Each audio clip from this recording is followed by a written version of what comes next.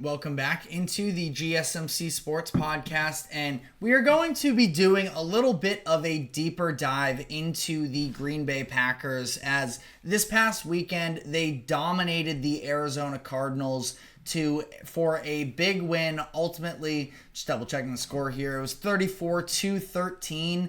And the Packers are a team that I was very high on coming into this season, and ultimately, the Jordan Love injury early on in week one did derail things for a bit. Not that they actually ended up losing either of the starts for Malik Willis. They did end up losing in Love's first game back against the Vikings, where it was pretty clear that he was, rusty, that he didn't look great, turned the ball over 3 times, was making some reckless throws. But even in what was had a lot of bad in it against the Vikings, they were at least close to it, losing that game 31-29. You think about it as well, a couple missed field goals in that game as well.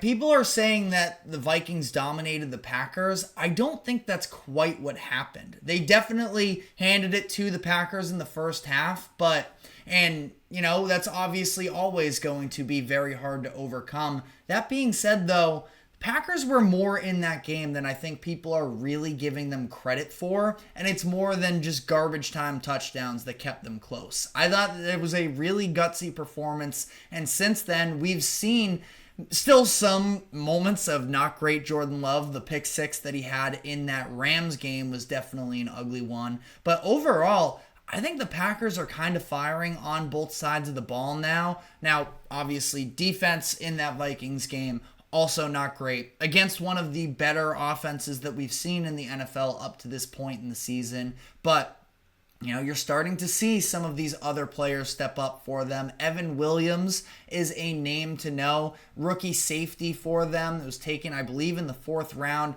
For whatever it's worth with Pro Football Focus grades, I understand that, they only sort of sometimes are extremely reliable, but usually something to note. And Evan Williams was tied for the highest rated safety in the NFL this past weekend. He played a pretty good job as a whole. There were 2 standout plays in particular to me. It was tackling Kyler behind the line of scrimmage, reading a zone read perfectly, and then it was forcing a fumble downfield as well. So, you have some players stepping up for you maybe on that back end where there's a little bit less security, I think. You look on the front 7 as well. I mean, Edgerrin Cooper, who was the number 1 linebacker drafted in 2024, he also had a pretty good game this past weekend against the Cardinals.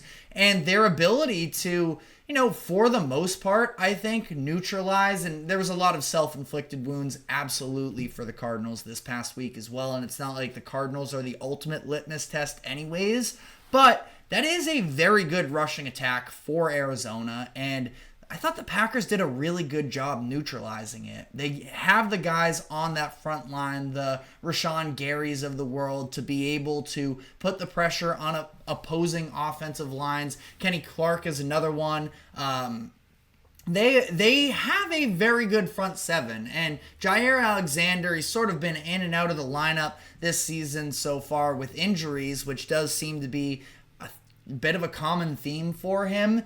He is one of the best cornerbacks in the NFL when he is playing. Add to that as well Xavier McKinney, who did go without an interception in this game. So the streak to start the year of 5 in a row has come to an end. But, you just look around. I think that they are so talented on both sides of the ball at this point. And it sort of had me thinking as well, based off of, a little bit what happened this past weekend. Super, super unfortunate what happened to Aiden Hutchinson. You have to feel terrible. Hutchinson was, I don't know if he officially was, but through the first few weeks of the season, I was saying that he was on track to win his first ever Defensive Player of the Year. Now that Hutchinson is gone, I do think that has a very real impact on that Detroit defense, where already that is a little bit of the weaker point for them. They have this whole reworked secondary, which has had ups and downs up to this point for Detroit. And now you lose the guy who is putting pressure on opposing quarterbacks almost instantaneously on a regular basis. I think that is a very serious loss and could have some very real impacts on how the Lions are viewed moving forward this season. We still don't have an exact timeline. Seems like he's going to be out for the year. I guess we'll see. Would be great to see him return, but I think that the Packers are the best team in the NFC North right now. Now, I know the Vikings, undefeated, they're the darlings of the NFL right now, and it feels like if you do anything but praise the Vikings right now, you are hating on them. That's very much not the case. The Vikings have been in my top 5, top 3 of power rankings since we started doing them on a weekly basis early on in the season. Vikings are an excellent team as well. That being said, though, there is something to me that I think that the Vikings have shown moments of vulnerability. You look at the last 2 weeks where late in these games, in the second half against the Packers and against the Jets, they let opposing teams sort of creep up on them in those second halves. Some Sam Darnold turnovers have also played into that as well. And I'm not saying it's clear cut that the Packers are the number one, but that's kind of where I'm leaning into here. Really, the only area at this point, and it's not to say that the Packers are a flawless team. Every team has their bumps, but I mean, overall, my number one concern with Green Bay right now is their kicking situation, which they maybe found a solution to. They ended up cutting Braden, I'm blanking on his last name. I guess I'm just checking it now, so I got it right. Naverson. He was a rookie. They cut him this past weekend as he's been struggling to begin the season. They bring in Brandon McManus. If you remember back to the divisional round game against the 49ers in the 2023 playoffs, could have been a very different game had Anders Carlson knocked down a couple of those late field goals as well. So, I mean, I think the Packers are very, very good at this point. Now, all of this leading to, are the Packers becoming the team to beat in the NFC? Is that too bold of a statement to make ahead of Week 7? And I don't think it's far off, because really when you look at the top contenders in the NFC at this point, I think it is really those top 3 in the NFC North. It's the Vikings, the Lions, and the Packers. No disrespect to the Bears. I picked the Bears as a playoff team this year, and I do think that that is still a possibility, but the Bears are yet to really prove it on a big stage yet. They don't really have an excellent win up to this point. I don't want to dive too much into the Bears right now, but I mean, they're in it. They're not the class of the NFC right now. I think even the strongest Bears believer would tell you that. You look at the NFC South, I don't know what to really make of any one of those teams. The Falcons and the Buccaneers are the 2 teams sitting at 4-2 right now. Both of them are good, have talent on both sides of the ball, but I mean, I think that the Packers clear both of them. You look at the NFC East right now, it's the Washington Commanders, another one of these teams. They deserve so much praise for what they've been able to put out up to this point in the season. That being said, I do have real issues with that defense. And eventually, I mean, Jaden Daniels, maybe he never does look like a rookie. And, you know, he is somebody that came into the NFL with some more experience behind him. And maybe that's going to help propel him into, you know, just never really having that rookie moment. But I still don't think that the Commanders are a better team than the Packers. So, you know, that's out of 3 divisions, I'm taking the Packers. Which brings me to the San Francisco 49ers.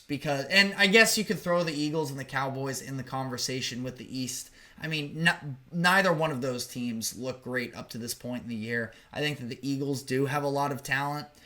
I mean, and the Eagles did beat the Packers, I suppose, as well, is another argument you could make there.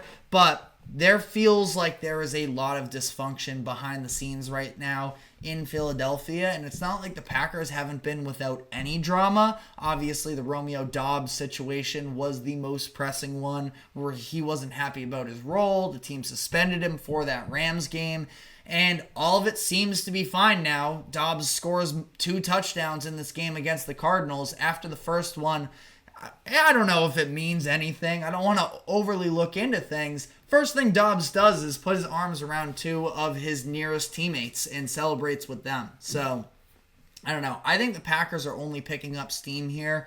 It's about them and the 49ers right now, in my opinion. And it's tough to say in terms of being the team to beat, because usually that accounts for having some sort of, stability and stature to stand on. The 49ers have been to the Super Bowl twice in the past 4 seasons, I believe it is. And twice in the past 4 seasons. They've been to numerous NFC championship games with Mike Shanahan that I don't know if I can go quite as far as fully saying the Packers are the team to beat, because they still do have to sort of overcome the 49ers and their stature. And the Niners, I do think, are still legit. They've been dealing with a ton of injuries up to this point in the year, and that has led to a slower start than they definitely would have preferred.